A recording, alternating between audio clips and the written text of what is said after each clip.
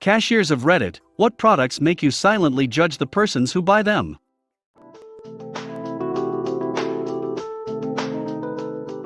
When a guy buys feminine hygiene products and has to explain that it's for his girlfriend.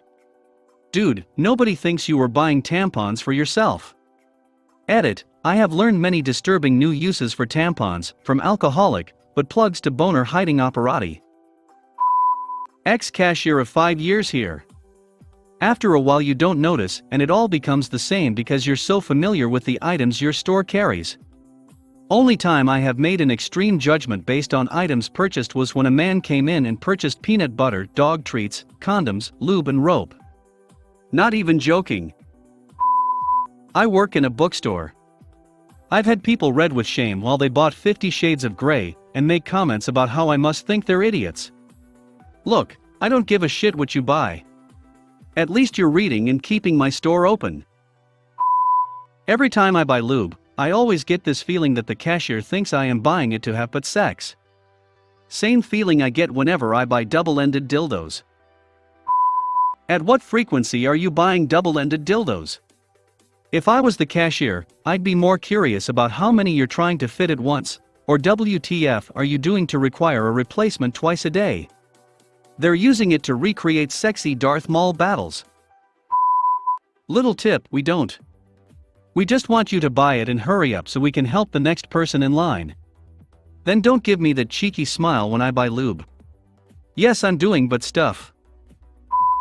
One of our customers buys anywhere from 25 to 32 bottles of laxatives a week. Every week, and not the oral kind either. Maybe he cares for a giant family of surprisingly healthy heroin addicts. Now I wonder if those laxatives have some sort of secondary purpose, like unclogging sinks or being a really effective plant fertilizer or something. From the looks of her, I'm assuming it's how she stays 75 pounds. When parents with very overweight kids buy nothing but junk food. Do you judge people who are high and buy junk food? I worry sometimes. Also, can you tell I'm high when I do it? Stoners were the easiest customers I had to deal with on the night shift. Drunks were the worst.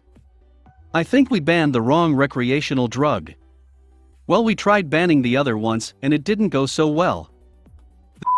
The new stuff is embittered by law, though not in all places, so the cats would have likely not gotten into it anyway. I don't really know anything else about antifreeze except that it stops freezing and hurts, kills animals. It happened like 4 years ago in Ohio, USA with peak full-strength antifreeze. Kmart was my first job. I loved when Mexican dudes would come into my line with multiple packs of man thongs. Other than that, that fucking job sucked. You say that like there were multiple occurrences of this. Picture it. October 31st, 1974. My mom sends 11-year-old me to the store for a bag of apples. And my dad needs Gillette razor blades. The cashier looks at me like I just took a dump on her conveyor belt. This is the first one that had me almost spit on my monitor, laughing. Not a cashier, but I have a story. I got rectal cancer at age 28. I had my rectum removed. During recovery I became completely incontinent. So I had to start wearing Depends. Just for clarity, I'm a tall, skinny, relatively well-dressed young woman.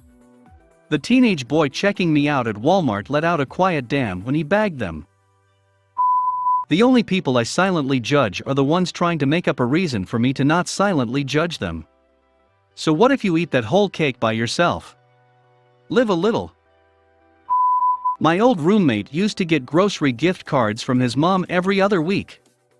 It was her way of taking care of him and ensuring he got a good meal. Only he used them to buy the same thing every time.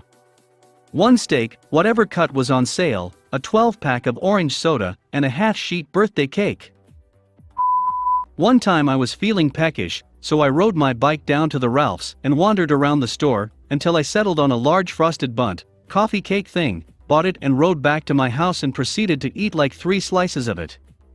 It also made great breakfast for the next week. A cashier once talked shit to my grandma when she bought pig's feet. I think they are gross too.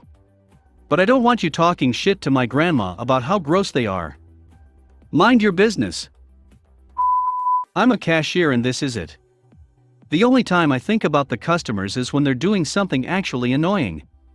So if you're not licking your fingers before touching the bills, being super critical about how I do things, telling me the same stupid joke that I've already heard 5 times this shift, or anything generally annoying, I don't care what you buy. When parents get angry at their kids for wanting a 50p pack of stickers, or some cheap child's magazine saying we don't have enough money for that, whilst paying for cigarettes and lottery tickets. Sometimes I just lie to my kids about not having money, because we have so much of this random shit at home that I think I'm going to scream every time I open a drawer in the kitchen. When contractors' painters would buy America's finest or speedwall paint, I assume they are overcharging a family or company by getting the cheapest paint as possible. Wife was buying stuff for camping. Hatchet, rope, some duct tape for the hole in the tent, small shovel and matches. The cashier was looking at her, and she just bursts out, "Husband pissed me off for the last time cashiers I bugged out, and just let her go." Wife and daughter come out and are laughing and crying. I'm not a cashier, but once my husband and I were buying cosplay items. We bought a crowbar, a bat, and duct tape. The cashier asked if she needed to call the police.